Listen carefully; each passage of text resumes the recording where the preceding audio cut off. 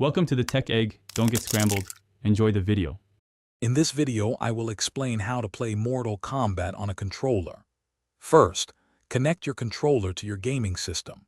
For a PlayStation or Xbox, use a USB cable or pair wirelessly through the system settings. PC players might need to install specific drivers for optimal performance. Make sure your controller is fully charged or has new batteries to avoid interruptions during intense matches. A stable connection is crucial for precise inputs and an enjoyable experience. Now let's go over the basic controls. Mortal Kombat uses a 4-button attack system: front punch, front kick, and back kick. These are typically mapped to the face buttons on your controller. Blocking is essential for defense. Hold the block button, usually a trigger, to reduce damage. Use the directional pad or left analog stick for movement, including walking, dashing, and jumping. Mastering these fundamentals is your first step to victory.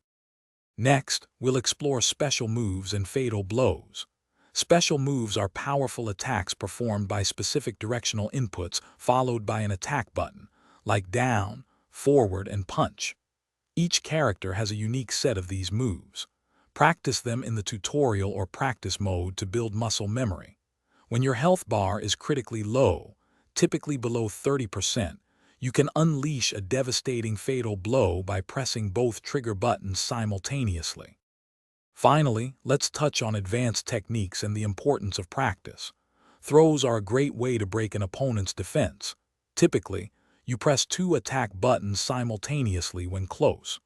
Many stages offer environmental interactions, allowing you to use objects for attacks or positioning.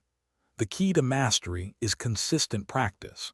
Spend at least 15 to 20 minutes daily in practice mode, focusing on specific combos and character matchups. This will significantly improve your gameplay. Thanks for watching. Consider subscribing if I helped unscramble your problems.